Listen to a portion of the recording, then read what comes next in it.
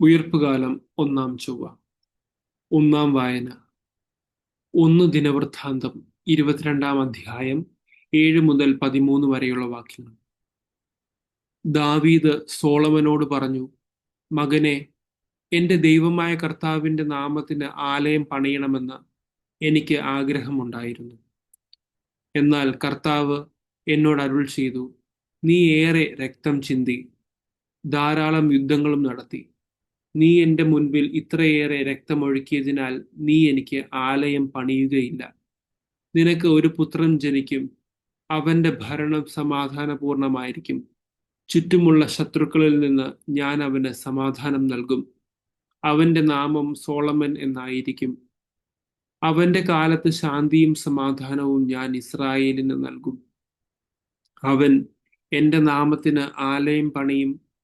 അവൻ എനിക്ക് പുത്രനും ഞാൻ അവന് പിതാവുമായിരിക്കും. അവന്റെ രാജകീയ സിംഹാസനം ഇസ്രായേലിൽ ഞാൻ എന്നേക്കും സുസ്ഥിരമാക്കും.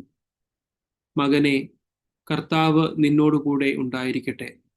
നിന്നെക്കുറിച്ച് അവിടുന്ന് അരുൾ ചെയ്തതുപോലെ നിന്റെ ദൈവമായ കർത്താവിന് ആലയം പണിയുന്നതിൽ നീ വിജയിക്കട്ടെ.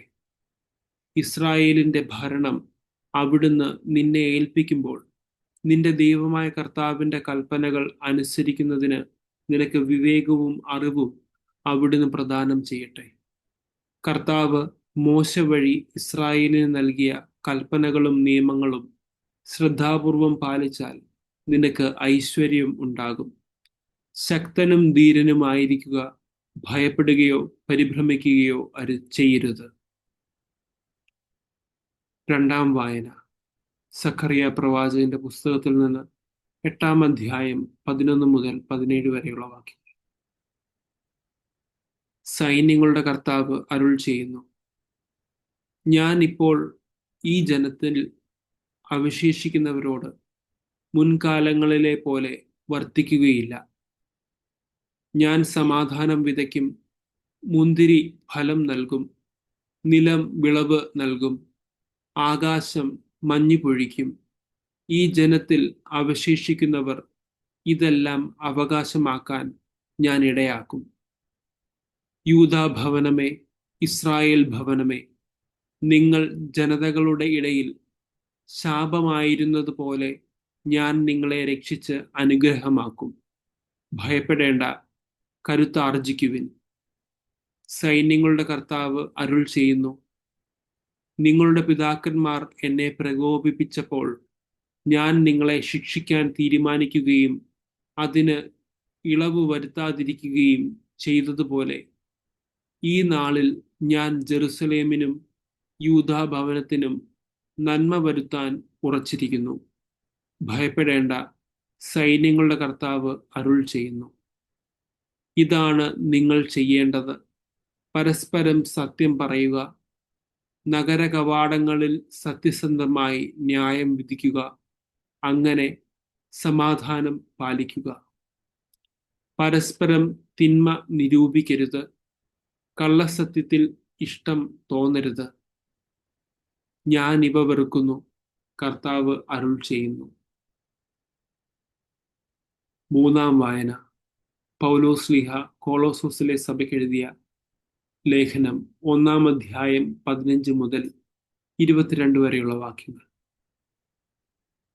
അവൻ അദൃശ്യനായ ദൈവത്തിന്റെ പ്രതിരൂപവും എല്ലാ സൃഷ്ടികൾക്കും മുമ്പുള്ള ആദിജാതനുമാണ്. കാരണം അവനിൽ സ്വർഗത്തിലും ഭൂമിയിലുമുള്ള ദൃശ്യവും അദൃശ്യവുമായ എല്ലാ വസ്തുക്കളും സൃഷ്ടിക്കപ്പെട്ടു. സിംഹാസനങ്ങളോ ആധിപത്യങ്ങളോ ശക്തികളോ അധികാരങ്ങളോ എന്തുമാകട്ടെ, എല്ലാം അവനിലൂടെയും അവനു വേണ്ടിയുമാണ് സൃഷ്ടിക്കപ്പെട്ടത്.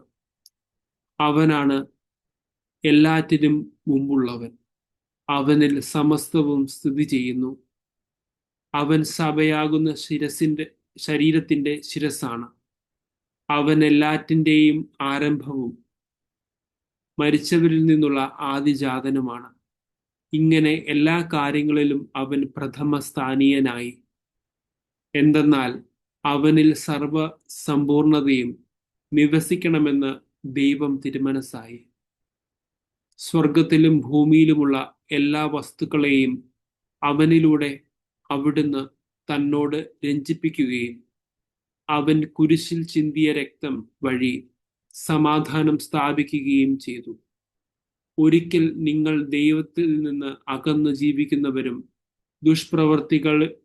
ദുഷ്പ്രവൃത്തികൾ വഴി മനസ്സിൽ ശത്രുത പുലർത്തുന്നവരുമായിരുന്നു. എന്നാൽ ഇപ്പോൾ ക്രിസ്തു തന്റെ മരണം വഴി സ്വന്തം ഭൗതിക ശരീരത്തിൽ നിങ്ങളെ അനുരഞ്ജിപ്പിച്ചിരിക്കുന്നു. അവിടുത്തെ മുമ്പിൽ പരിശുദ്ധരും കുറ്റമറ്റവരും നിർമ്മലരുമായി നിങ്ങളെ സമർപ്പിക്കുന്നതിനു വേണ്ടിയാണ് അവൻ ഇപ്രകാരം ചെയ്തത്. സുവിശേഷ വായന. വിശുദ്ധ യോഹന്നാൻ എഴുതിയ സുവിശേഷം 14-ാം അധ്യായം 25 മുതൽ 31 വരെയുള്ള വാക്യം. നിങ്ങളോടുകൂടെ ആയിരിക്കുമ്പോൾ തന്നെ ഇത് ഞാൻ നിങ്ങളോട് പറഞ്ഞിരിക്കുന്നു. എന്നാൽ എൻ്റെ നാമത്തിൽ പിതാവ് അയക്കുന്ന സഹായകനായ പരിശുദ്ധാത്മാവ് എല്ലാ കാര്യങ്ങളും നിങ്ങളെ പഠിപ്പിക്കുകയും ഞാൻ നിങ്ങളോട് പറഞ്ഞിട്ടുള്ളതെല്ലാം നിങ്ങളെ അനുസ്മരിപ്പിക്കുകയും ചെയ്യും. ഞാൻ നിങ്ങൾക്ക് സമാധാനം തന്നിട്ട് പോകുന്നു. എൻ്റെ സമാധാനം നിങ്ങൾക്ക് ഞാൻ നൽകുന്നു. ലോകം നൽകുന്നത് പോലെയല്ല ഞാൻ നൽകുന്നത്. നിങ്ങളുടെ ഹൃദയം അസ്വസ്ഥമാകേണ്ട, നിങ്ങൾ ഭയപ്പെടുകയും വേണ്ട. ഞാൻ പോകുന്നെന്നും വീണ്ടും നിങ്ങളുടെ അടുത്തേക്ക് വരുമെന്നും ഞാൻ പറഞ്ഞത് നിങ്ങൾ കേട്ടല്ലോ. നിങ്ങൾ എന്നെ സ്നേഹിച്ചിരുന്നുവെങ്കിൽ പിതാവിൻ്റെ അടുത്തേക്ക് ഞാൻ പോകുന്നതിൽ നിങ്ങൾ സന്തോഷിക്കുമായിരുന്നു. എന്തെന്നാൽ പിതാവ് എന്നേക്കാൾ വലിയവനാണ്. അത് സംഭവിക്കുമ്പോൾ നിങ്ങൾ വിശ്വസിക്കേണ്ടതിന് സംഭവിക്കുന്നതിന് മുമ്പ് തന്നെ നിങ്ങളോട് ഞാൻ പറഞ്ഞിരിക്കുന്നു. നിങ്ങളോട് ഇനിയും ഞാൻ അധികം സംസാരിക്കുകയില്ല, കാരണം ഈ ലോകത്തിന്റെ അധികാരി വരുന്നു. എങ്കിലും അവന് എൻ്റെ മേൽ അധികാരമില്ല. എന്നാൽ ഞാൻ പിതാവിനെ സ്നേഹിക്കുന്നുവെന്നും അവിടുന്ന് എന്നോട് കൽപ്പിച്ചതുപോലെ ഞാൻ പ്രവർത്തിക്കുന്നുവെന്നും ലോകം അറിയണം. എഴുന്നേൽക്കുവിൻ, നമുക്ക് ഇവിടെ നിന്ന് പോകാം. നമ്മുടെ കർത്താവായ മിശിഹായ്ക്ക് സ്തുതി.